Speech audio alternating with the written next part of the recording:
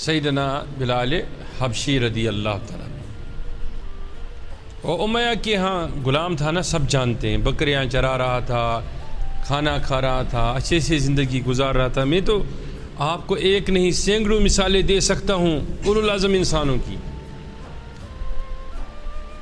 تو اچانک سے اس نے نبی کو دیکھا علیہ الصلوۃ والسلام، وہ بھی جنگل میں دیکھا۔ وہ بعض علماء کہتے ہیں کہ وہ بکریوں کی وجہ سے نبی علیہ الصلوۃ والسلام کی طرف وہ راغب ہو گیا، بعض کہتے ہیں کہ وہ کوئی بکری تھی، وہ بھانج تھی، تو نبی علیہ الصلوۃ والسلام نے اس کے تھنوں سے دودھ جاری کروایا۔ بہت ساری روایات ہیں، الغرض جو کچھ بھی ہے، یہ ہمارا موضوعی سفر نہیں ہے، نہ ہی ہمیں چاہیے ایسا۔ مطلب ہے کہ کسی نہ کسی وجہ سے، کسی نہ کسی ذریعہ سے عاشق معشوق سے مل گیا۔ بات سمجھ میں آئی کہ نہیں؟ یار یار سے مل گیا، ذریعہ دودھ کا ہو، بکری کا ہو، ظلم کا ہو، تکلیف کا ہو، اس کے ہمیں کوئی مطلب ہی نہیں۔ کہاں گھر کی خبر شد خبر اشباز نیامد، وہ کہتے ہیں کہ اے مرگ سحر عشق ز پروانہ بیاموز، کہاں سوخت رہا جہاں شد و آواز نیامد۔ کہتے ہیں نا کہ پروانے نے مرغ کہتے ہیں اس کو، مرغے کو جو اذان وغیرہ دیتا ہے، ککڑوں کو کرنے والے کو، اس نے کہا اس کو کہ تو صبح اٹھ کے اتنی آذانی کیوں دے رہا ہے؟ تو اس کو کہتا ہے شیخ سعدی کہ تجھے ہو کیا گیا؟ کبھی پتہ چلتا نا پروانے کی عشق کے بارے میں، تو پروانے کی طرح آگے کسی نہ کسی چراغ پہ خود کو جلاتا، بڑی بڑی آذانی نہیں دیتا، چلا دیتا، کیونکہ کانگر کی خبر شد خبر اشباز نیامت۔ جو اس عشق سے باخبر ہوتا ہے تو وہ خود سے بے خبر ہو جاتا ہے۔ یات کشور شاعر چھُ ونان یُس پننہِ پان نش بے خبر گو تس ونان خانہ خراب، وہ خود سے بے خبر ہو جاتا ہے۔ اب بے خبر سے معنی کیا ہے، بے خبر کا مطلب کیا ہے، اس کی حقیقت کیا ہے، اس کی رنگت کیا ہے؟ وہ یہ ہے کہ جب بلال حبشی نے نبی علیہ الصلوۃ والسلام کو دیکھا اور نبی علیہ الصلوۃ والسلام پر ایمان لائے، ایمان لانے کے بعد وہ حضور علیہ الصلوۃ والسلام کی محبت میں آ گیا، اور اللہ تعالیٰ نے اس کو زیر کر دیا، اور وہ اس کیفیت میں آ گیا جس کیفیت میں اس کو ہونا چاہیے تھا ایک عاشق کے لیے۔ کس میں ہونا چاہیے تھا؟ اب وہ نہ اس کے عیش رہے، نہ وہ مطلب کی زندگی رہی، نہ وہ غیر طالبانہ سوچ رہے۔ اس سے یکسر جب وہ آئے تو اللہ تعالیٰ نے اس کو پلٹ دیا نا اس چیز پر کہ دنیا کے سارے مصائب و آلام، سختیاں کس پہ ڈھانے لگیں؟ حضرت بلال پر۔ اب آپ سے پوچھ رہا ہوں نا میں وہی بات جو ابھی میں کر رہا ہوں۔ کہتے ہیں کہ پیر کے سائے میں جاؤ مصیبتوں سے چھٹکارا ملے گا، یہی کہتے ہیں نا، اسی لیے جاتے ہیں نا ہم پیر کے پاس۔ کہتے ہیں کہ زیارت پہ جاؤ مصیبتوں سے مل جائے گا چھٹکارا۔ تمام پیروں کو جمع کرو، تمام زیارتوں اور آستانوں کو جمع کر لو، ایک طرف میرے نبی کا نالین اور ایک طرف سارے اولیاء، کیسے مقابلہ کر سکتے ہیں؟ عظمت نہیں ہے نا۔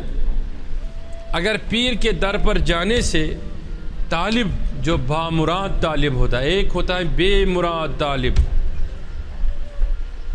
جسے چاہے اس کو دنیا کی کوئی نہ کوئی شے پریشان کر رہی ہے، ایک ہے کہ جس کو رشتہ ہی نہیں پیر سے دنیا کے لیے۔ سمجھ گئے میری بات کو؟ اور جیسے بلال حبشی کو کیا ہے، اس کو معلوم ہی تھا کہ مجھے آزاد ہو کے بھی غلام ہی رہنا ہے نا۔ اچھا، وہ پیغمبر کے سائے میں آیا، دامانی مبارک کے سائے میں، اپنا ہاتھ مبارک پیغمبر نازنین علیہ الصلوۃ والسلام کی دست مبارک میں دیا۔ اب میں آپ سے پوچھ رہا ہوں، ہم جاتے ہیں نا پیر صاحبان کے پاس، ہم جاتے ہیں آستانوں میں، ہم جاتے ہیں خانہ کعبہ، ہم کہتے ہیں کہ اب مشکلات کیا حل ہو جائیں، ختم ہو جائیں گے۔ تو بلال حبشی نے اپنا ہاتھ سب سے بڑا پیر، سب سے کائنات کے نبیوں کا بھی پیر علیہ الصلوۃ والسلام، نبی علیہ الصلوۃ والسلام کے ہاتھ مبارک میں دے دیا. اب بتاؤ مشکلیں حل ہونی چاہیے تھی یا مشکلیں بڑھنی چاہیے تھی؟ اسے خیر ملنا تھا نا، اسے ساری زندگی کی مصائب و آلام سختیاں ختم ہونی تھی. سمجھ گئے میری بات کو؟ لیکن ایسا نہیں ہوا نا، سارے مصائب و آلام اس پر لوٹ آئے، اس کو زندہ تب ریت پر گھسیٹا گیا، گرم پتھر منہ میں ڈالے گئے، چربی پگھل رہی تھی مصائب اور مشکلات سے جس سے دو چار ہونا پڑا. اس لیے مولانا روم کہتا ہے نا، شاد باشی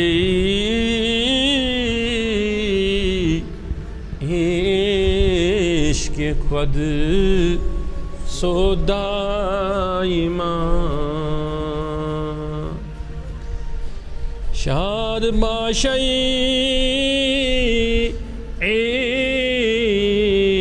عشق خود سودائیما،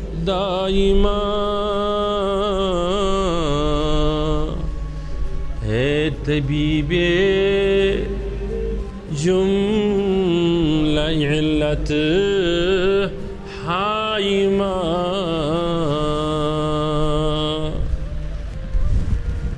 وہ سارے مصائب اس پر لوٹ آئے، تکلیفیں لوٹ آئی. بولو جو نبی کے ہاتھ میں مبارک ہاتھ میں ہاتھ دیں تو پریشان رہنا چاہیے، اس پر مصیبتیں آنی چاہیے، تو کیوں آئی؟ اب میں سمجھا رہا ہوں بات کو. ایک صحابی کو کھڑا کیجیے جو نبی علیہ الصلوۃ والسلام کی سنگت میں آیا، صحبت میں آیا، دامن میں آیا، پھر آ کے مصطفیٰ میں سچے دل سے محو مگن ہوا، پھر وہ عیش عشرت کی زندگی میں رہا، کوئی پیمن لگاتا رہا، کوئی گرتا گیا، کوئی اپنے عیال سے ہاتھ دھو بیٹا، کسی کی بیوی چلی گئی، کسی کو بچوں نے بے سہارا کر دیا، کسی کو گھر سے نکالا گیا، کوئی جنگل میں جانے لگا وہ بزرگ غفاری کی طرح، کسی کو مرتے ہوئے پانی نصیب نہیں ہوا، کوئی سمندر میں کود گیا، کوئی کدھر ہوا، کوئی کدھر ہوا. یہ اگر بستر اور پلنگ پر رہنے والا سفر ہے تو پھر اس میں کیوں اترتے ہو؟ یہ وہ سفر ہی نہیں نا، یہ وہ سفر ہی نہیں. یہ وہ سفر ہے کہ آپ پلنگ سے نکلتے ہو اور خود کو مصائب و آلام کانٹوں بھری زندگی میں ڈال رہے ہو. اگر اس کے لیے تیار نہیں ہو تو پھر یہ سفر ان لوگوں کے لیے نہیں ہے. آج کٲشِر شعرن ووٚنمُت دوٚپُن مردن ہِنٛزے وتہِ نا مرد وٕنیو تتہِ. تو پھر اس کے لیے یہ تو مرد والوں مردوں کا راستہ ہے، وہ تو یہ نامردوں کا راستہ. اب سمجھنا میری بات کو. اب اس کا وہ پہلو جو میں بتانا چاہتا ہوں اس کی طرف میں آتا ہوں. اصل میں کیوں اللہ تعالیٰ جو نبی علیہ السلام سے یا جو خدا سے جو کسی اچھے سے محبت کرے جڑ جائیں اس پر کیوں مصائب و آلام لاتا ہے؟ کیوں لاتا ہے؟ اسی کے لیے کیوں بتاؤ؟ اس لیے کہ اگر وہ اب رسول کا ہو گیا نا، اللہ تعالیٰ کو مطلب ہے، یہ مقصد ہے یہ کہ میں زمانے والوں کو دکھاؤں کہ یہ مطلب رسول ہی نہیں، یہ اصل میں مطلب الہی ہے. اس کو میں اس درجے پر لینا چاہتا ہوں کہ زمانے کی آنکھیں ماند پڑے اس کی عظمت کو دیکھنے کے لیے، لیکن اس عظمت پر پہنچنے کے لیے اس کو سخت قسم کی تپش، حرارت، مصائب، آلام، سختی کے بچھی اور آندھی میں پک کر جانا پڑے گا. اسی لیے سارے نبیوں رسولوں اور پھر تمام نیک انسانوں کو تکلیفیں ملی. یہی مثال میں ادھر دیتا ہوں حضرت امام علی مقام کی کہ حضور علیہ الصلوۃ والسلام اپنے مبارک منہ میں کچھ چبا رہا ہے، چبانے کے بعد حسین کو کھلا رہا ہے، ہونٹ چوم رہا ہے، لب چوم رہا ہے، پیشانی چوم رہا ہے. اس بچے سے پیار اس لیے کر رہا ہے کہ اس کو دیکھا کہ حسین کے ساتھ کھیلتا ہوا، اسے بشارت دیتا ہے جنت کی. آیت تطہیر نازل ہوتی ہے، اپنے گودی میں کھلاتا ہے، سجدہ اپنا طویل کرتا ہے. کس کے لیے کرتا ہے کہ نہیں؟ اگر اتنا طویل ہے سب کچھ اس کے لیے ہے تو پھر بتاؤ ہم اپنے بچوں کے لیے کیا نہیں چھوڑتے ہیں پیچھے؟ کیا نبی علیہ الصلوۃ والسلام نے کچھ نہیں چھوڑنا تھا؟ یہ جو باہر جھگڑے ہوتے ہیں نا کہ آپ فاروق اعظم نے قلم اور کاغذ نہیں لایا، اس کے ساتھ یہ زیادتی ہو گئی، اس کے ساتھ یہ زیادتی ہو گئی، یہ اصل میں مقام تصوف سے ماورائیت ہی نہیں ہے، یہ کوئی مطلب ہی نہیں نا اس سے۔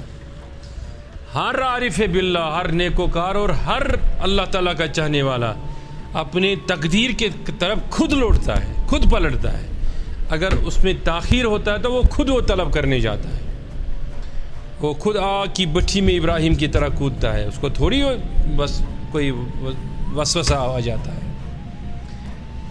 تو جس کی پہلی مثال میں نے پچھلے جمعرات کو آپ کو یوسف علیہ الصلوۃ والسلام کے سفر سے بتائی تھی کہ وہ کنویں میں گیا، کنویں سے نکلا، پھر کہاں پہنچا اور جیل بھی کیوں پہنچا کہ جو زلیخا اس پہ مر مٹ رہی تھی، پہلے اس کو بیٹے کی طرح پالا، جب وہ بڑا ہو گیا تو اس پر نیت خراب ہو گئی، اچھا پھر اس پہ طرح طرح کی سختی اور مصائب ڈالے گئی، وہ زندان میں چلا گیا۔ لیکن یہ بھی دیکھو اللہ تعالیٰ کا فضل اور احسان، کمال وحدت کیا ہے کہ اللہ تعالیٰ نے اس کو وہاں سے نکال کر پھر عزیز مصر بنایا نا، اس کو وہ عظیم انسان بنایا، اتنا عظیم انسان بنایا کہ اس وسعت پر، اس عظمت پر لایا کہ جس عظمت کا کوئی ثانی ہی نہیں، اس کا کوئی شمار ہی نہیں۔ یعنی ہر تکلیف کے بعد اللہ تعالیٰ انسان کو نکھارتا ہے۔ ہاں، اگر انسان کی ضلالت ہو، پریشانی ہو، خطرات ہو، مصائب ہو، آلام ہو، سختیاں ہو، لیکن اصل میں اللہ تعالیٰ اس کو پکا کر اپنا عظیم بنانا چاہتا ہے۔ کہتے ہیں کہ جب زلیخا کچھ زیادہ ہی مہربان ہو گئی کس پر؟ یوسف پہ، تو وہ یوسف علیہ الصلوۃ والسلام اب اس کی طرف آنکھیں اٹھا کر نہیں دیکھ رہا تھا۔ اب زلیخا اس کو بول رہی تھی کہ تو بے تکلف مجھے کیوں نہیں اب دیکھتا ہے جب پہلے دیکھتا تھا؟ کہ یوسف نبی تھا، اس کو معلوم تھا کہ اس کی دل کی نیت تبدیل ہو گئی۔ کیا تبدیل ہو گئی؟ ایسا عبداللہ بن عباس نے فرمایا رضی اللہ تعالیٰ عنہ۔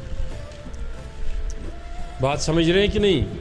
کاچھا سمجھس مجھے ماں انسا درویشہ کاچھا فکر تھا نا،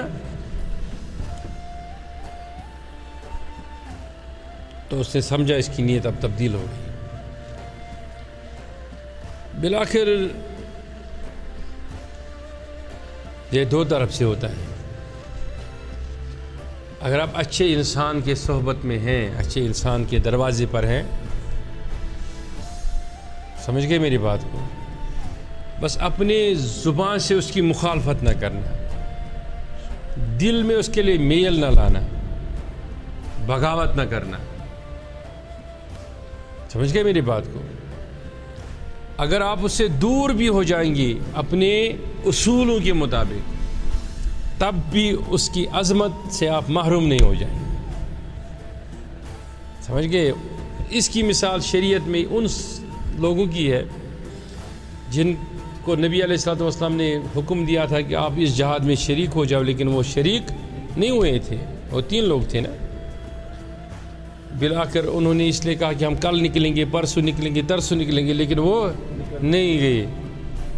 ان پر پھر حکم ہوا نا ان سے ترک موالات کرنے کا، دور رہنے کا، پھر اللہ تعالیٰ نے انہیں معاف فرمایا، سزا کے بعد معاف فرمایا۔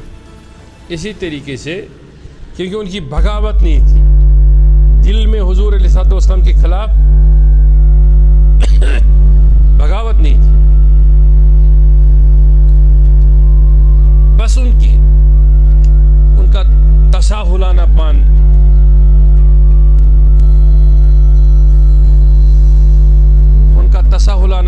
ان کا جاہلانہ پن اس میں تھا، لیکن دل سے وہ حضور علیہ الصلوۃ والسلام کو شاباش بولو کیا کرتے تھے؟ محبت کرتے تھے، چاہتے تھے۔ اب رہی بات یہ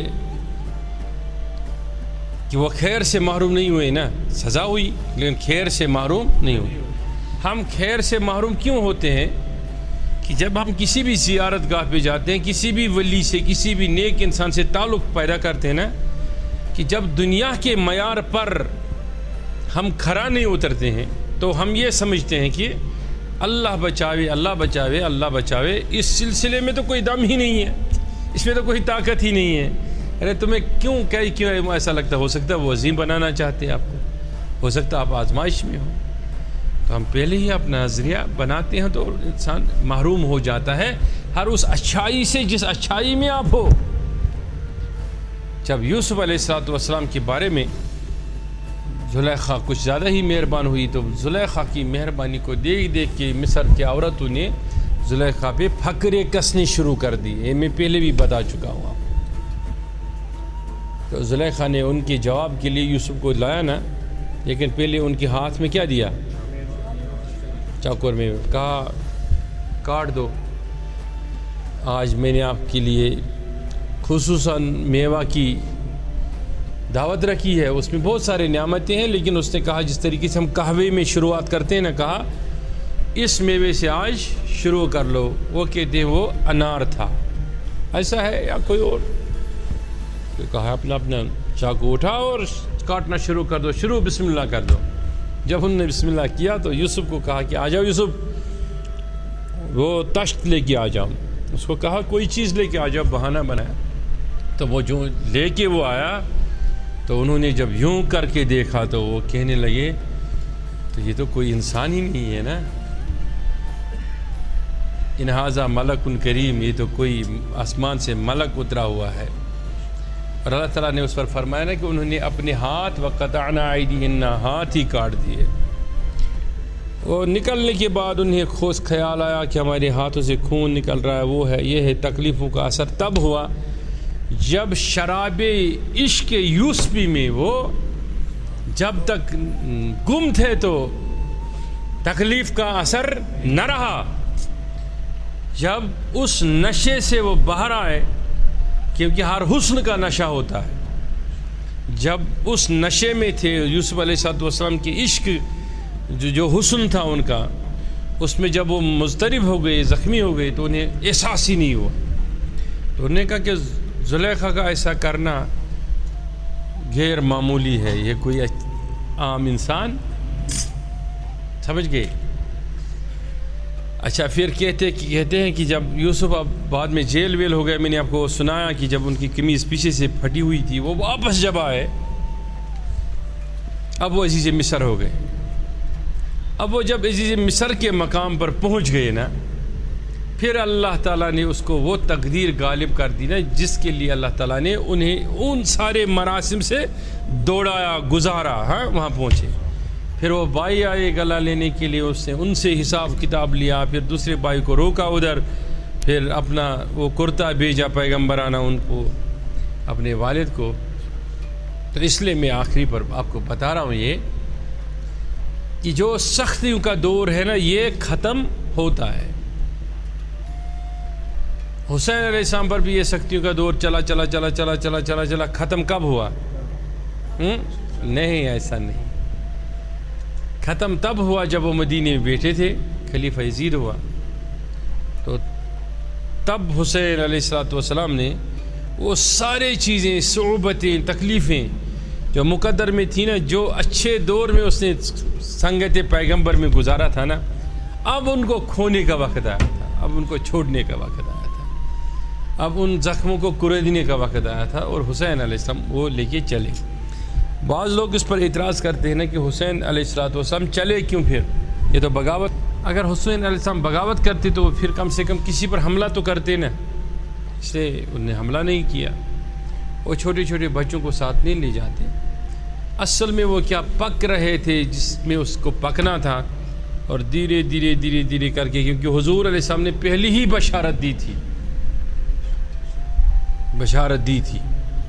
تو اس لیے میں آپ سب کے لیے بشارت دے رہا ہوں کہ اگر آپ کسی کے دامن سے وابستہ ہو رہے ہیں نا، جب تک مشکلات میں نہیں آئیں گے، آپ مصائب میں نہیں آئیں گے، تو تب تک آپ کی استقامت اس راہ پہ نہیں رہے گی.